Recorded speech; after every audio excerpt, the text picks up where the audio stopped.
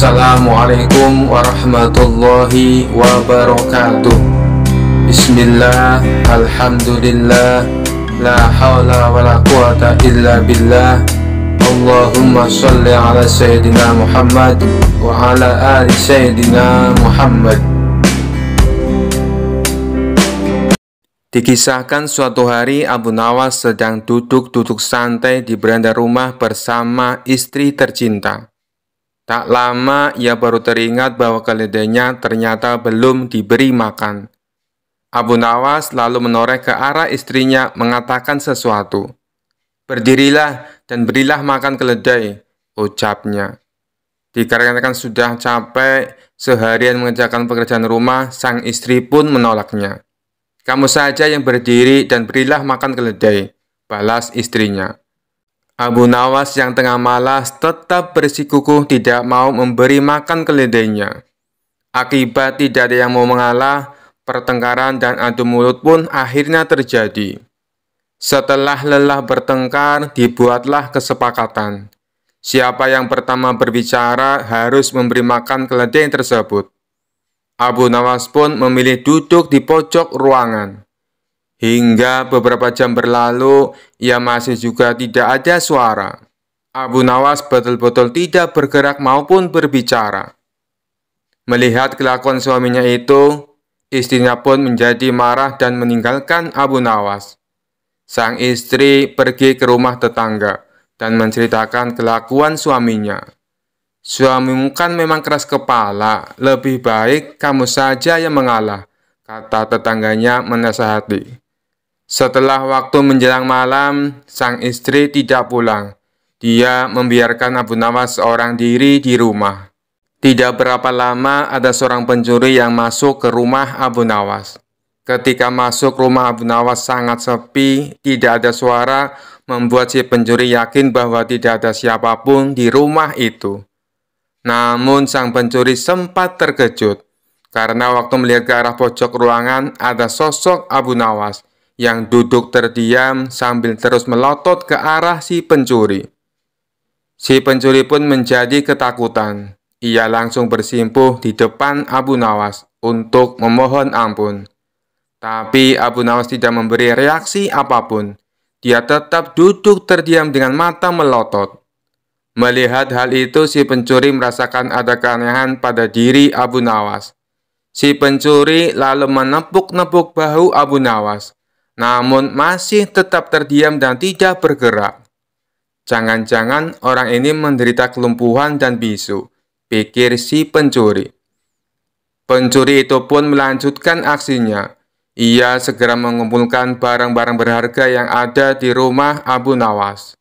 Sampai pada akhirnya si pencuri mengambil sorban di atas kepala Abu Nawas untuk mengetes apakah dia dapat berbicara atau tidak. Ternyata Abu Nawas masih juga tidak bergerak. Ia betul-betul diam 1000 bahasa, seperti orang yang baru dikutuk menjadi batu. Diuntungkan dengan kondisi demikian, si pencuri juga mengambil sorban Abu Nawas, serta mengambil semua barang berharga. Si pencuri lantas kabur dengan membawa barang curiannya. Tidak lama berselang, masuklah tetangga Abu Nawas dengan membawa semangkok sop panas. Melihat Abu Nawas duduk dan tidak bergerak, tetangganya pun berkata, "Aku diutus istrimu untuk membawakan sop ini, karena saat ini kamu pasti lapar." Namun Abu Nawas masih saja tidak mau berbicara. Ia malah menunjuk kepalanya sendiri, agar tetangganya mengerti bahwa dirinya sudah kehilangan sorban, dan rumahnya juga baru saja kemalingan. Tetapi tetangganya tersebut tidak mengerti dengan maksud Abu Nawas. Dia mengira Abu Nawas menyuruhnya untuk meletakkan sop tersebut di atas kepalanya. Saat tetangganya menaruh mangkok di atas kepala Abu Nawas, tentu saja sop mangkoknya langsung terjatuh dan bertetesan mengenai wajah, dagu, hingga badannya.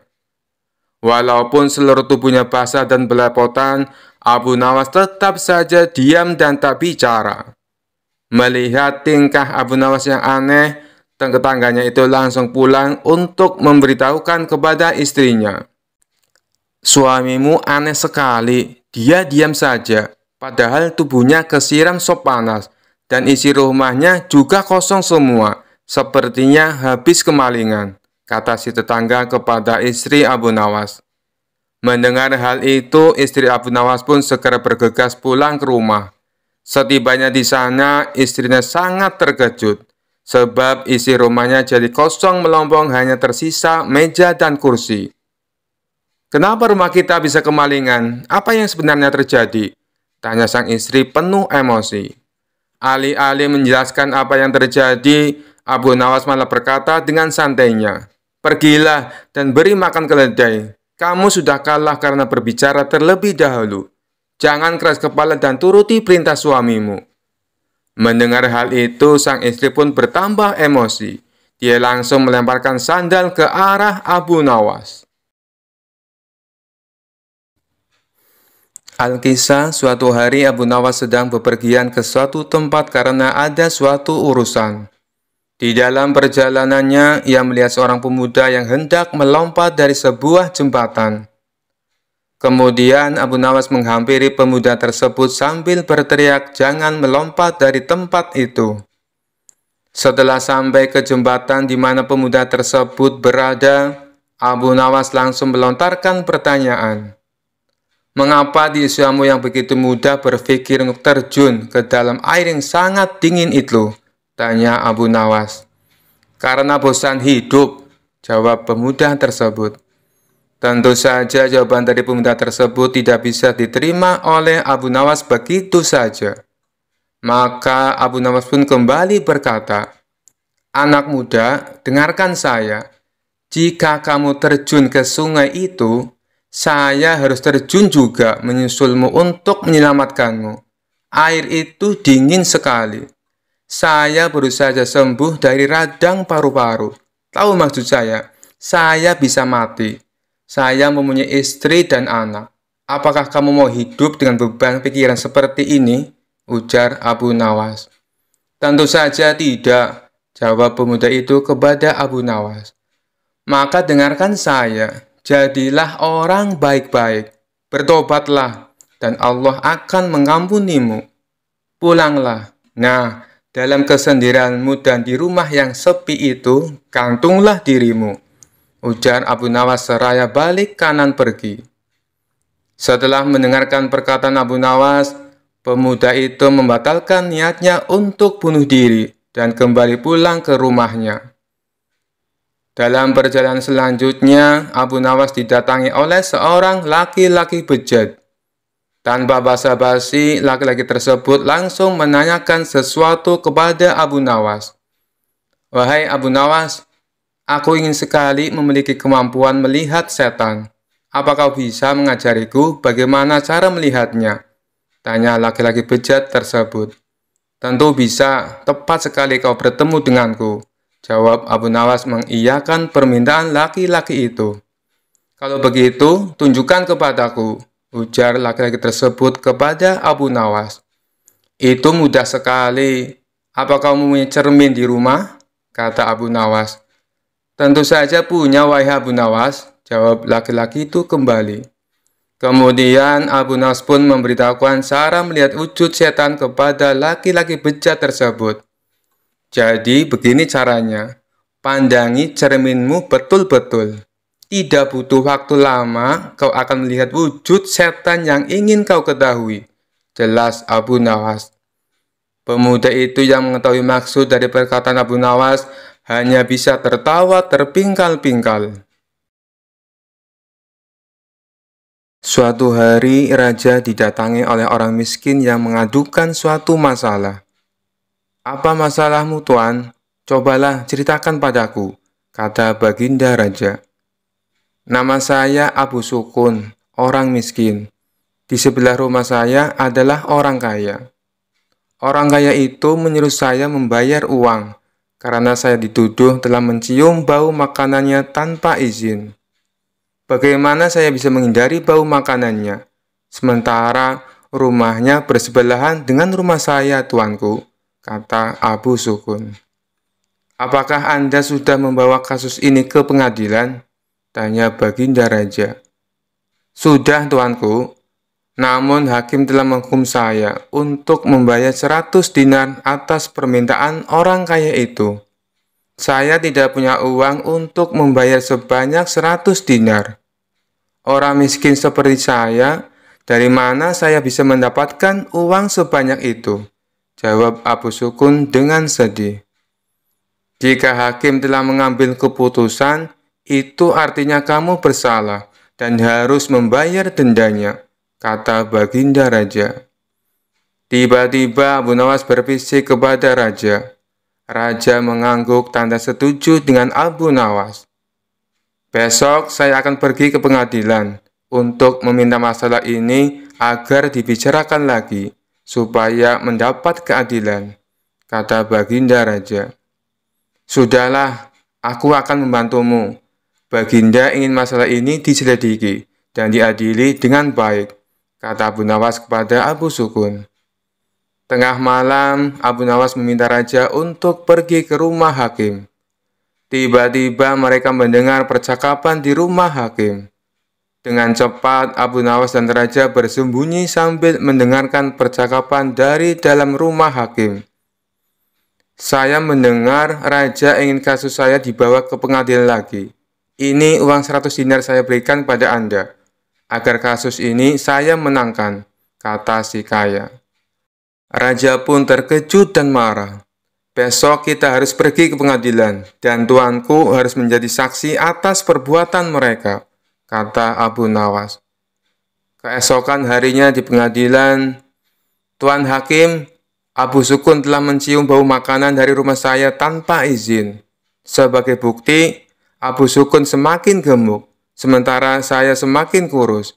Itu tidak adil, dan saya meminta agar Abu Sukun membayar 100 dinar untuk bau makanan yang sudah diciumnya, kata orang kaya. Di pengadilan, Abu Nawas adalah pengacara Abu Sukun.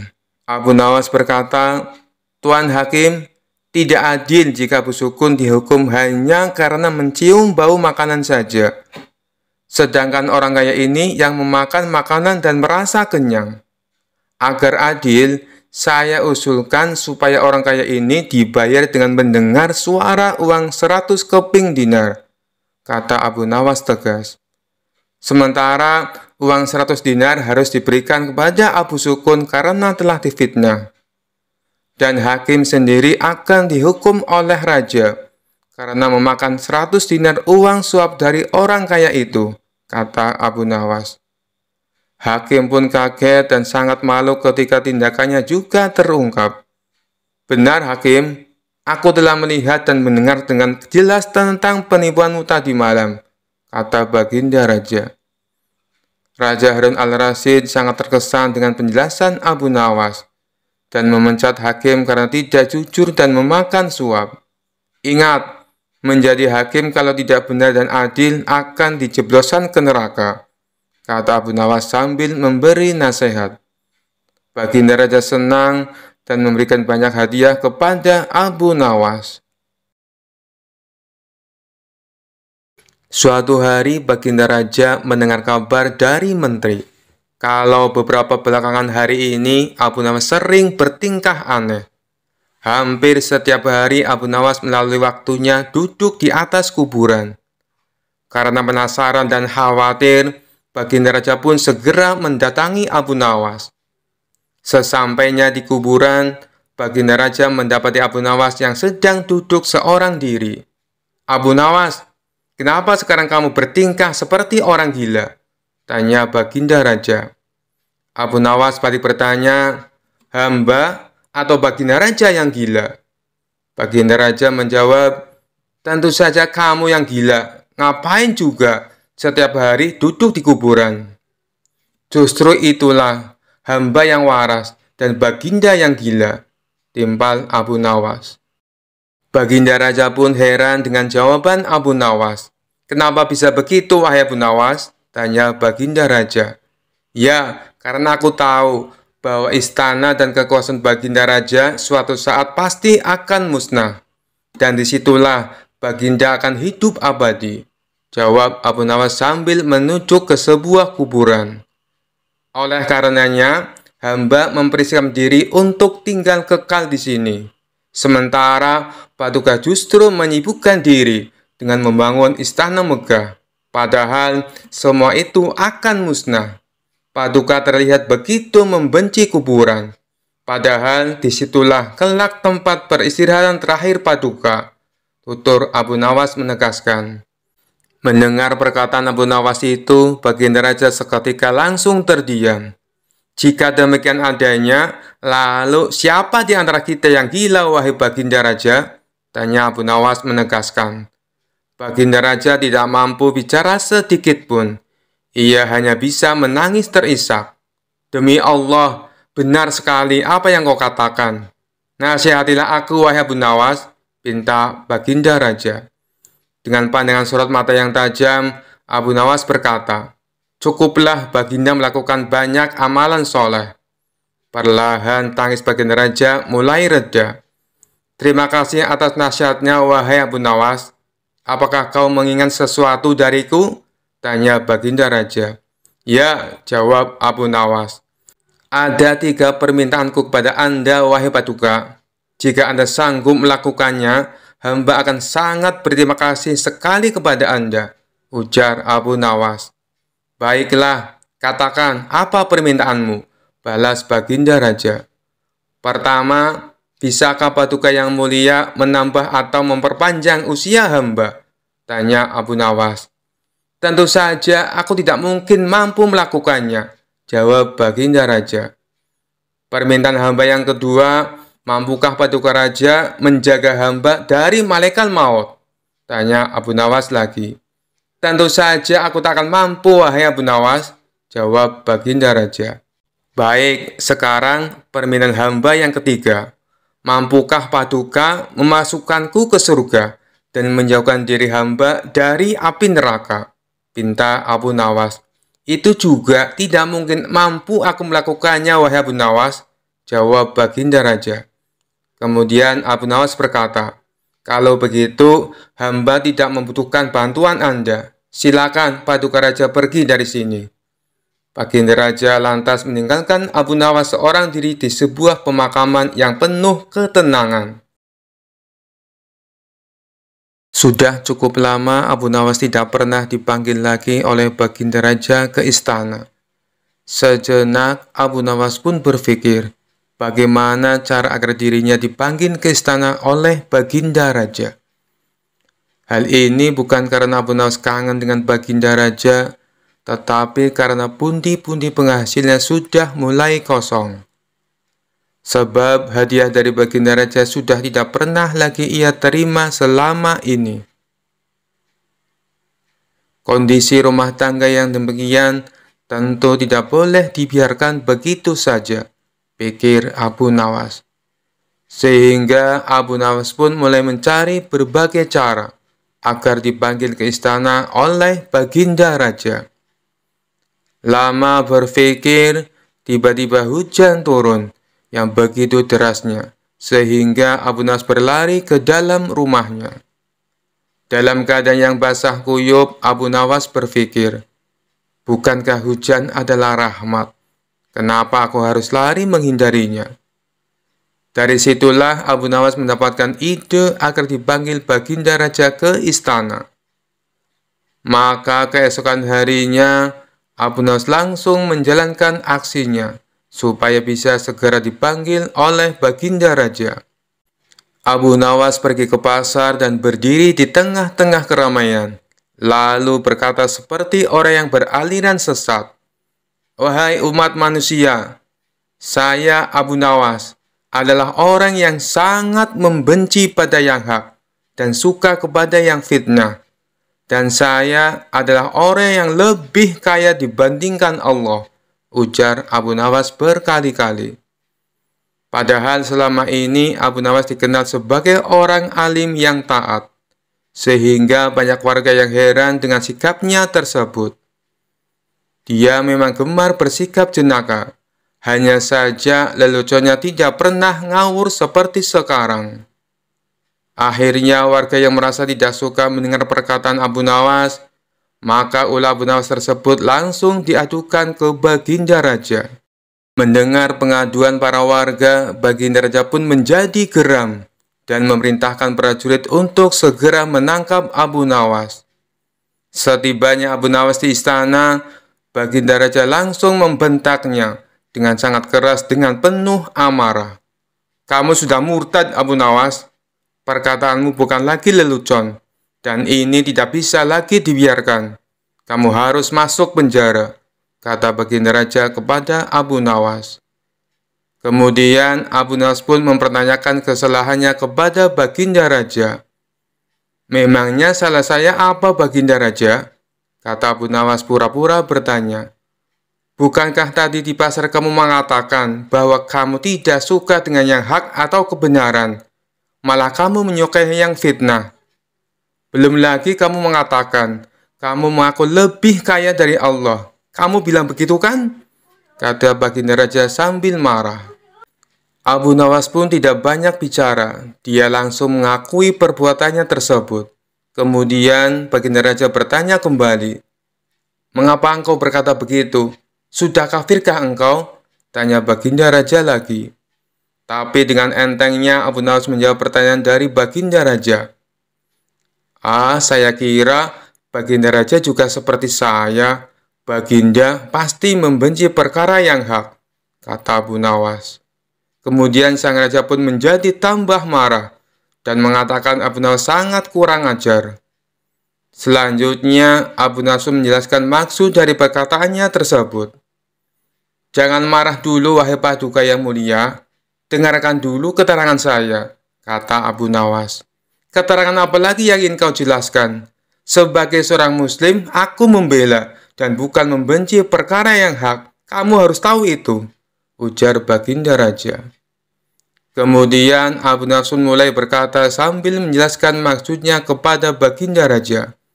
"Begini, Paduka yang mulia, setiap ada orang yang membacakan talqin, saya selalu mendengar bahwa mati itu hak dan neraka itu hak. Nah, siapakah orangnya yang tidak membenci mati dan neraka yang hak itu? Tidakkah Baginda juga membencinya seperti aku?" kata Abu Nawas. Akhirnya Baginda Raja pun langsung terdiam ketika mendengar penjelasan itu dari Abu Nawas sembari berkata seperti ini. "Tapi bagaimana dengan pernyataanmu yang menyukai fitnah?" tanya Baginda lagi ingin tahu. Kemudian Abu Nawas pun kembali menjawab dengan jawaban yang membuat Baginda Raja terkejut. "Bukan hanya saya saja, Baginda, tapi Baginda pasti juga menyukai fitnah," kata Abu Nawas. "Baginda barangkali lupa bahwa di dalam Al-Quran disebutkan, harta benda dan anak-anak kita adalah fitnah. Padahal Baginda juga menyenangi harta dan anak-anak, seperti halnya saya. Benar begitu, Paduka yang mulia?" lanjut Abu Nawas. Baginda Raja pun hanya membenarkan perkataan Abu Nawas dan mengangguk-anggukkan kepalanya lagi. Kemudian Baginda Raja bertanya kembali kepada Abu Nawas, "Lalu bagaimana dengan pernyataanmu yang mengaku lebih kaya daripada Allah? Apakah kamu sudah sinting? Kamu tahu kan kalau Allah itu maha kaya dan maha segala-galanya," kata Baginda Raja kepada Abu Nawas. Kemudian Abu Nawas pun kembali menjawab pertanyaan dilontarkan Baginda Raja. "Anak adalah kekayaan. Baginda pasti tahu itu. Sedangkan Allah tidak mempunyai anak. Saya mempunyai anak, berarti saya lebih kaya daripada Allah, karena Allah tidak beranak dan tidak diperanakan," kata Abu Nawas menjelaskan kepada Baginda Raja. Baginda lagi-lagi hanya bisa terdiam, sebab semua yang dikatakan oleh Abu Nawas memang benar adanya. "Kamu memang benar, Abu Nawas. Tapi apa maksudmu berkata seperti itu di tengah pasar hingga membuat keonaran?" tanya Baginda Raja kepada Abu Nawas. Kemudian Abu Nawas pun menjawab tujuan dari perbuatannya tersebut di pasar. "Tujuan saya adalah supaya ditangkap dan dihadapkan kepada Yang Mulia. Karena hanya inilah satu-satunya cara agar hamba bisa bertemu Yang Mulia," ujar Abu Nawas. Kemudian Baginda pun bertanya kepada Abu Nawas tentang tujuannya yang ingin menemui dirinya. Dan Abu Nawas pun menjawab dengan santainya, "Agar mendapat hadiah," kata Abu Nawas cengengesan. Suasana yang tadinya tegang kemudian menjadi penuh gelak tawa. Dan Baginda Raja pun berkata seperti ini, Abu Nawas, ada-ada saja kamu," kata Baginda Raja. Baginda Raja pun akhirnya sadar bahwa selama ini ia jarang mengundang Abu Nawas ke istana. Kemudian Baginda Raja pun memberikan Abu Nawas beberapa keping emas sambil berkata seperti ini, "Kalau kamu butuh apa-apa, langsung saja datang ke sini. Bilang padaku apa yang kamu butuhkan. Tidak perlu pakai cara-cara seperti ini lagi," kata Baginda Raja. Kemudian Abu Nawas meminta maaf kepada Baginda Raja, lalu pulang ke rumahnya sambil membawa hadiah dari Baginda Raja. Suatu hari ada seorang pencuri yang sangat lihai di kota tersebut, sehingga sering membuat cemas dan gusar penduduknya.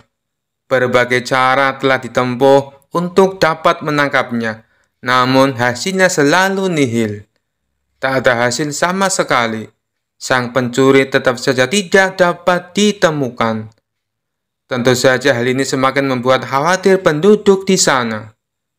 Sampai suatu ketika ada salah satu saudagar kaya yang mengadakan sayembara untuk menangkap pencuri tersebut. Sebelumnya, saudagar tersebut telah kehilangan hartanya akibat dicuri. Saudagar itu berjanji akan memberikan seluruh harta yang telah dicuri darinya bagi siapa saja yang berhasil menemukan pencurinya. Sebab saudagar itu merasa penasaran sebenarnya siapa pencuri yang begitu lihai mencuri di kota tersebut. Begitu sayembara ini diumumkan, tentu saja sangat banyak penduduk yang ikut berpartisipasi. Bagaimana tidak, hadiah yang ditawarkan begitu menarik perhatian mereka. Namun, apa yang terjadi? Tetap saja tidak ada yang mampu menangkap pencuri itu. Sampai akhirnya, sang hakim memutuskan untuk meminta bantuan kepada Abu Nawas, yang dikenal memiliki kecerdikan dan kesaktian yang luar biasa. Mendengar berita tersebut, tentu saja membuat si pencuri menjadi takut dan khawatir. Dia sempat berpikir untuk kabur melarikan diri ke kota lain. Namun, dia abaikan pikiran kabur itu, sebab melarikan diri hanya akan membuat penyamarannya terbongkar dan membuat sulit untuk mencuri kota itu lagi. Tak lama sepulangnya Abu Nawas dari sebuah perjalanan, dia memutuskan untuk mengumpulkan seluruh penduduk kota di sebuah lapangan kota yang cukup besar. Kemudian dia berkata dengan lantang, "Wahai para penduduk kota, kali ini aku akan memberikan kalian masing-masing sebuah tongkat sakti yang telah aku beri mantra. Tongkat ini harus kalian kembalikan kepadaku besok pagi di pengadilan kota. Ketahuilah bahwa tongkat ini akan bertambah panjang 1 jari kelingking ketika dipegang oleh pencuri. Dan bagi yang tongkatnya berubah bertambah panjang 1 kelingking, maka dia akan mengalami kejadian seperti itu." Abu Nawas kemudian mengangkat tongkatnya dan mengarahkannya ke sebuah pohon kelapa besar di belakangnya. Duar! Tiba-tiba pohon kelapa itu meledak dan buah kelapa jatuh berguguran. Penduduk kota yang hadir pun merasa takjub dengan apa yang telah mereka saksikan. Mereka mengira telah melihat kejadian luar biasa yang dilakukan oleh Abu Nawas. Tanpa mereka sadari bahwa pohon kelapa itu sebenarnya telah ditaburi bubuk misiu peledak oleh istri Abu Nawas. Dan ketika mendapat isyarat dari Abu Nawas, secara diam-diam istri Abu Nawas menyalakan api ke arah sumber misiu untuk meledakkannya. Hal ini tentu saja membuat hati pencuri menjadi semakin takut dan panik. Dia terus saja mencurahkan pikirannya agar bisa lolos dari pengujian besok hari. Sampai akhirnya, sebelum tidur, dia menemukan cara yang jitu. Dia berpikir bagaimana caranya agar tongkat itu tidak bertambah panjang ketika dia pegang besok hari. Dia memutuskan untuk memotong tongkatnya sepanjang 1 jari kelingking, agar ketika esok hari tongkat tersebut bertambah panjang, akan tetap sama ukurannya dengan tongkat yang lain. Dengan demikian, si pencuri dapat bernafas dengan lega, sebab dia berpikir telah menemukan cara tepat untuk mengelabui Abu Nawas. Pada pagi harinya, satu persatu penduduk menyerahkan tongkat mereka untuk diperiksa panjangnya oleh Abu Nawas. Tentu saja itu bukan jadi masalah besar lagi, pikir si pencuri. Dengan tenang dia menyerahkan tongkatnya kepada Abu Nawas. Kemudian setelah menyerahkannya, dengan percaya diri dan senyum yang mengembang di wajahnya, dia pun pergi. Namun apa yang terjadi? Abu Nawas seketika menyuruh penjaga untuk menangkapnya. Abu Nawas tahu bahwa orang itu adalah pencurinya, karena tongkatnya berkurang panjangnya sepanjang 1 kelingking. Tentu saja itu adalah trik cerdik yang Abu Nawas lakukan untuk menjebak si pencuri. Bagaimana bisa membuat tongkat bertambah panjang ketika dipegang oleh si pencuri?